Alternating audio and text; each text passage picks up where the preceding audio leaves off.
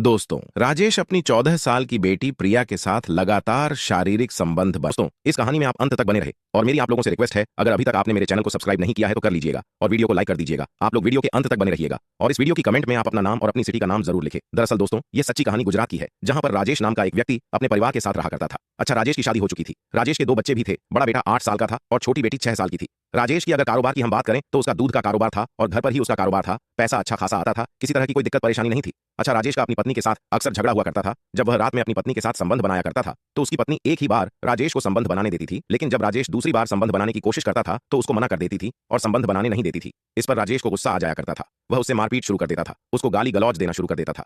एक दिन दोस्तों, मामला इतना बढ़ जाता है कि उसकी पत्नी राजेश को छोड़कर और अपने दोनों बच्चों को लेकर अपने मायके चली जाती है और राजेश से कहती है कि मैं तुम्हारे साथ एक पल भी नहीं रह सकती हूँ, तुमसे तलाक ले लूंगी। अब राजेश अकेला हो जाता है। घर उसको काट खाने को दौड़ने लगा था। ये सोच रहा था कि आखिर क्या किया जाए। लगभग इस तरीके से 6 महीने का समय गुजर जाता है। 6 महीने के अंदर राजेश अपनी पत्नी से 2 बार मिलने के लिए जाता है और उसको मनाने की कोशिश करता है और उसको वापस लाने की कोशिश करता है, लेकिन उसकी पत्नी उसकी एक ना सुनती है और कहती है कि मैं तुम्हारे साथ एक पल भी नहीं रह सकती हूँ, तुम यहाँ से चले जाओ। जब राजेश अपनी पत्नी की यह बात सुनता है तो वापस चला जाता है। अब यही सोचने लगता है कि आखिर अब क्या करेगा।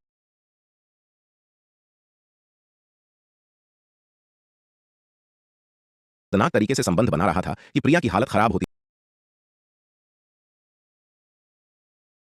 रही थी। इन दोनों की खूब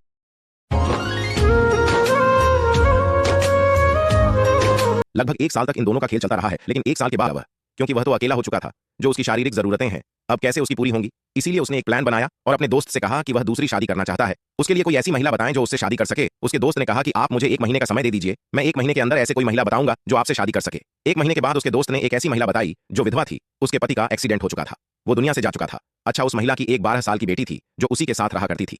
जब उसके दोस्त ने यह कहा कि उसकी एक 12 साल की बेटी है और वह महिला विधवा है और शादी करना चाहती है, तो तुम्हारे लिए यह औरत बिल्कुल परफेक्ट रहेगी, आप इससे शादी कर लो। राजेश को उसकी बात पसंद आ जाती है और वह कहता है कि ठीक है, मैं तैयार हूं। अब कुछ दोस्त वगैरह मिलते हैं और मिलने के बाद एक मंदिर में जाकर राजेश उस महिला से शादी कर लेता है।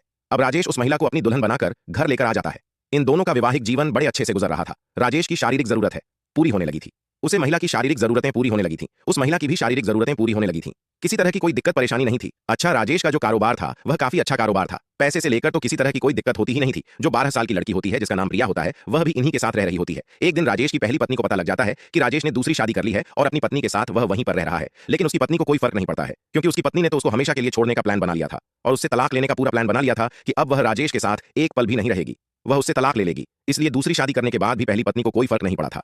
खैर, धीरे धीरे इस तरीके से लगभग 9 महीने का समय गुजर जाता है। राजेश की जो दूसरी पत्नी थी वह गर्भवती होती है। वह बच्चे को जन्म देने वाली होती है तो उसकी हालत खराब हो रही थी, उसको काफी पीड़ा हो रही थी। इसलिए राजेश उसको एक नजदीकी नर्सिंग होम में लेकर जाता है और वहां पर जाकर उसका चेकअप वगैरह कराता है। डॉक्टर उसे भर्ती कर लेते हैं, लेकिन सबसे बड़ी दिक्कत यह थी कि उसकी जो पत्नी का जो बच्चा होने वाला था वह अंदर पेट में ही वह बच्चा मर चुका था। इस पर उस महिला को काफी परेशानी हो रही थी, काफी दर्द वह सहन कर रही थी। धीरे धीरे लगभग 1 घंटे का समय गुजर जाता है, उस बच्चे का जन्म नहीं होता है और दर्द के मारे उस महिला की वहीं पर मौत हो जाती है।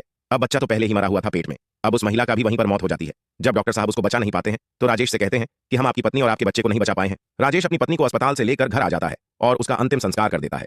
अब राजेश फिर से अकेला हो चुका था, खोया खोया हुआ रहने लगा था। ना ही वह किसी से बात करता था और ना ही वह किसी से बोलता।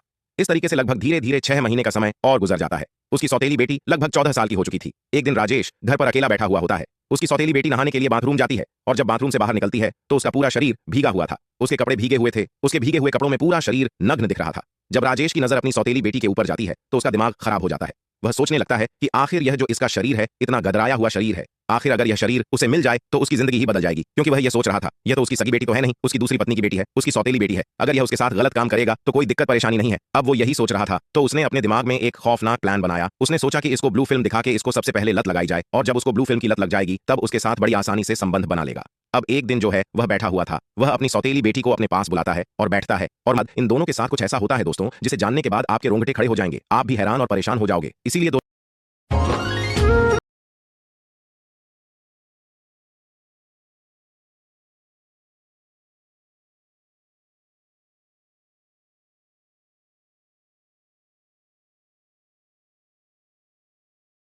थोड़ा सख्ती से पेश आती है पुलिस तो वह टूट जाती है और पूरी कहानी बताती है कि जो उसके सौतेले पिता राजेश है वह उसके साथ रोज रात में यह सब हरकत करते हैं और उसको ब्लू फिल्म दिखाया करते हैं। जब पुलिस यह बात सुनती है और पूरे गांव वाले जब यह बात सुनते हैं तो दंग रह जाते हैं, परेशान हो जाते हैं। उनके पैरों के मोबाइल में जो है तरह तरह की वीडियो चलाने लगता है, ब्लू फिल्म चलाने लगता है। जब उसकी सौतेली बेटी यह सब देखती है तो वह नाराज हो जाती है और कहती है कि नहीं पापा, यह क्या देख रहे हो, आप तो गंदे हो। तो राजेश कहता है कि नहीं बेटा, यह सब अच्छा है और आगे चलकर आपको बहुत अच्छा लगेगा, आपको इससे बहुत सीख मिलेगी। तो उसकी बेटी भी उसकी बात सुनकर यह सब वीडियो देखने लगती है। वीडियो देखते देखते वह उत्तेजित हो जाती है। राजेश भी उत्तेजित हो जाता है, लेकिन वह यह नहीं सोचता है कि वह अभी उसके ऊपर हाथ डालें। वह सोचता है कि कुछ महीने और गुजर जाएंगे, उसके बाद वह उसके ऊपर हाथ डालेगा। अब उसकी सौतेली बेटी को यह सारी वीडियो अच्छी लगने लगी थी। वह कभी कभी अपनी सौतेले बाप से फोन लेकर गंदी वीडियो ब्लू फिल्म देखा करती थी। अब इस तरीके से लगभग 1 महीने का समय गुजर जाता है जो प्रिया को अब ब्लू फिल्म देखने की लत भी लग चुकी थी। राजेश को अंदाजा हो चुका था कि उसको अब ब्लू फिल्म देखने की लत लग चुकी है। अब यह सही समय है उसके साथ संबंध बनाने का। तो एक दिन रात में राजेश अपनी सौतेली बेटी को अपने पास बुलाता है और अपने पास सोने के लिए उससे कहता है कि तुम मेरे पास सो जाओ, आज हम दोनों एक साथ ही सोएंगे। वहीं पर यह दोनों लेटे हुए थे और ब्लू फिल्म देखने लगते हैं। उसके बाद जो प्रिया है वह उत्तेजित होने लगती है। राजेश भी उत्तेजित होने लगता है, उसके शरीर पर हाथ फेरने लगता है, उसको जगह जगह से छूने लगता है और राजेश एक ही झटके में अपनी सौतेली बेटी को निर्वस्त्र कर देता है। उसके शरीर पर एक भी कपड़ा नहीं होता है। यह सब प्रिया को अच्छा लग रहा था क्योंकि प्रिया ने जो सब वीडियो में देखा था वह वैसा ही राजेश उसके साथ कर रहा था, क्योंकि वीडियो में वह सब जान चुकी थी कि आखिर इसमें होता क्या है, कितना मजा आता है, कितना क्या होता है। यह सब प्रिया वीडियो देख देख कर जान चुकी थी और उसको ब्लू फिल्म देखने की लत भी लग चुकी थी। अब राजेश भी अपने कपड़े उतार देता है और लगातार उसके साथ छेड़खानी करने लगता है। लगभग 15 मिनट के बाद वह उसके साथ संबंध बनाने लगता है। अच्छा, प्रिया को शुरू में तो अच्छा नहीं लगता है, उसको दर्द होने लगता है। वह कहती है कि पापा मुझे छोड़ दीजिए, मुझे बहुत दर्द हो रहा है। लेकिन यह इंसान उसे कहाँ छोड़ने वाला था। यह लगातार उसके साथ शारीरिक संबंध बना रहा था, इतनी दर्दनाक तरीके से संबंध बना रहा था कि प्रिया की चीख निकलने लगती है, वह रोने लगती है। उसके बाद आधे घंटे तक यह संबंध बनाता है और जब यह थक जाता है तो उसे छोड़ देता है। उसके बाद वहीं पर यह दोनों सो जाते हैं। फिर अगला दिन होता है, राजेश अपनी सौतेली बेटी को फिर से अपने पास बुलाता है, फिर से ब्लू फिल्म दिखाता है और फिर से उसके साथ संबंध बनाने लगता है। अच्छा, आज जब राजेश उसके साथ संबंध बना रहा था तो प्रिया को भी अच्छा लग रहा था, उसको भी एंजॉय आ रहा था, वह भी अपने पिता का भरपूर साथ दे रही थी। यह राजेश अपनी सौतेली बेटी के साथ लगातार शारीरिक संबंध बना रहा था। इस तरीके से अब इनका जो खेल है अब रोज चलने लगा था। अब प्रिया को भी यह सब अच्छा लगने लगा था, वह भी राजेश के साथ रोज संबंध बनाया करती थी। लगभग धीरे धीरे अब 8 महीने का समय गुजर जाता है। प्रिया एक दिन आंगन में खेल रही होती हैं। अब पड़ोस की महिलाओं की नजर प्रिया पर पड़ती है। वह उसके पास आती है और उसका बढ़ा हुआ पेट देखती है तो उन महिलाओं को समझने में ज्यादा वक्त नहीं लगा कि प्रिया गर्भवती है। इसलिए वह प्रिया को लेकर एक पास के नर्सिंग होम में जाती है और वहां पर जब उसका चेकअप करती है तो डॉक्टर यह पुष्टि करते हैं कि प्रिया 8 महीने की गर्भवती है। जब आस पड़ोस वाले गांव के लोग जब यह सब सुनते हैं तो दंग रह जाते हैं, परेशान हो जाते हैं, उनके रोंगटे खड़े हो जाते हैं। अच्छा, उन्हें पड़ोस में से एक व्यक्ति जो है पुलिस को इत्तिला कर देता है, क्योंकि यह पोक्सो एक्ट का मामला था, नाबालिग लड़की का मामला था। जब पुलिस यह खबर सुनती है तो तुरंत पुलिस वहां पर पहुंच जाती है और लड़की को अपने कब्जे में ले लेती है। लड़की से पूछताछ करने लगती है कि आखिर बेटा तुम्हारे साथ यह सब किसने किया है, क्या तुमने अपनी मर्जी से यह सब करवाया है। क्योंकि लड़की अभी न समझ थी और गर्भवती हो चुकी थी, इसलिए लड़की जो है बताने में थोड़ा हिचकिचा रही थी। लेकिन जब उससे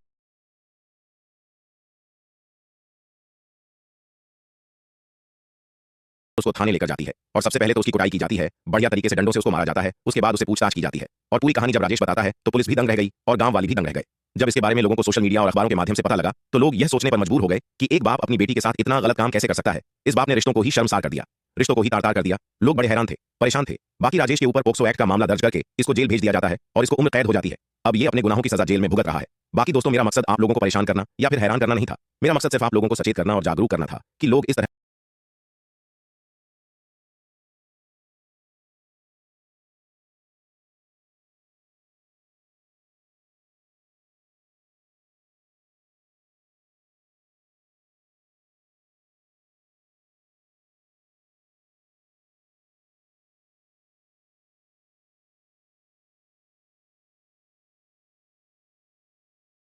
के इस समाज में रहते हैं। बाकी राजेश ने जो अपनी सौतेली बेटी के साथ किया यह लोगों को शर्मसार करने वाला था, लोगों को हैरान करने वाला था, एक समाज में गलत मैसेज देने वाला व्यक्ति था। बाकी दोस्तों, इस कहानी से आपको क्या सीख मिलती है, आप हमें कमेंट सेक्शन में जरूर बताइएगा। मिलते हैं एक नई वीडियो में। आप अपना और अपने परिवार का ख्याल रखें। धन्यवाद।